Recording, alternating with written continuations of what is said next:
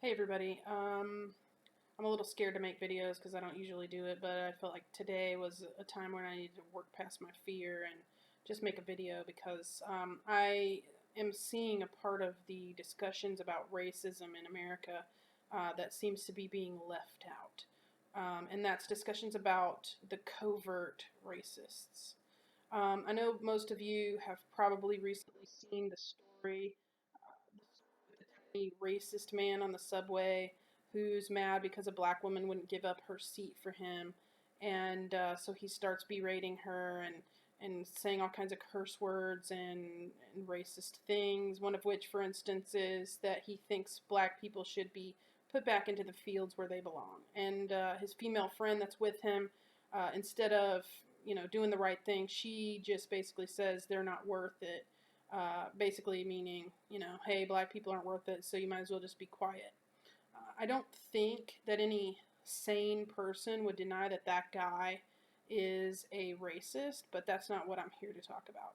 I'm here to talk about the other racists that were on that train, the ones that we're not paying attention to. Look around at the video and you'll see a plethora of white, silent people. All of those people are the people I'm talking about. You can bet money that almost all of them have probably claimed or said some statement to claim that they're not racist. I don't see color. I see all people the same. I treat everybody the same no matter who they are. I treat everybody with respect no matter what color they are. To me, all lives matter. But the fact is, if all lives matter, they would have stood up for at least one of those lives, wouldn't you think? But they basically, in that moment, in the moment where they had a chance to prove their statements about themselves correct, that they weren't racist, they instead chose to prove themselves as liars and cowards. Anyone able bodied and not there with a child present at the time who didn't stand up for that woman on that train is a racist. So let me be clear.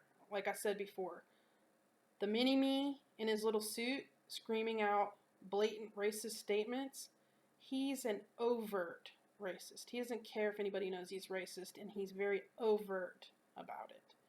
Those who kept silent, those are covert racists. They're covert because basically they're keeping silent. They are being quiet about racism so that hopefully they're not seen. The whole point is for them to be quiet and safe because they're covert racists. They exercise their racism in silence, in the quiet places. Silence is an endorsement of that guy's statements and behavior. And the covert racist endorses quietly those statements and behaviors. Every person on that train who's claimed not to be racist, guarantee you they were all sitting there thinking up excuses why not to stand up against that little tiny guy. Maybe I'll get shot. It's none of my business. Maybe that woman deserves it. Who will take care of my family if something happens to me? Zero of those excuses are valid. Zero. There's not one of those excuses that's valid. I would rather die right now at age 41, taking my last breath, knowing I did something right, knowing that I did something that the people I leave behind can be proud of, as opposed to living a long life of 100 years, taking my last breath, knowing how many cowardice things I had done in my life, and wondering how many people's lives were a tad bit worse because I sat by and did nothing. Who wants to take their last breath saying, hey, I may be a coward, but bonus, I lived a long life? White people failing to stand up now is the full and complete reason for any future protests, riots, or race wars in this country. When everyone around them is dead and the cowards are the last target of the oppressors, they will realize the error of their ways. I know that sounds extreme. It sounds like an exaggeration. But keep in mind that right now we have a presidential candidate who is one of the most popular presidential candidates, actually the most popular presidential candidate of his party, who literally wants to gather up swaths and swaths of people. He wants to gather up Muslims. He wants to gather up immigrants. He wants to gather up entire groups of people, do things to them, kick them out of the country, and build a big wall to keep them from coming back in. So if you think it's far-fetched to imagine a world where the cowards are the only ones left, then you're just plain delusional. We are literally in a time. You remember that quote, the quote that everybody always pulls out of a hat when they need it, like I'm doing right now. They came for the socialists, and I didn't speak up because I wasn't a socialist. They came for this guy, I didn't speak up for them. I'm not this guy. They came for that guy, I didn't speak up because I'm not that guy. They came for the Jews, I didn't speak up because I'm not a Jew. And then they came for me, and there was no one to speak up for me. We are literally in a time where that quote could easily ring true in the near future for us, considering we've got a guy who has millions of Americans chanting that.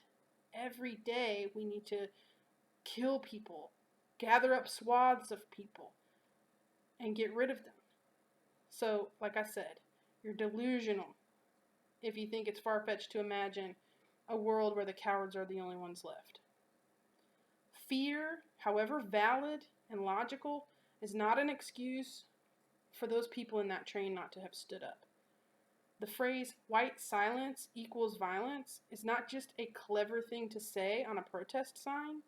It is actually the whole entire history of America in 3 words and 1 math symbol.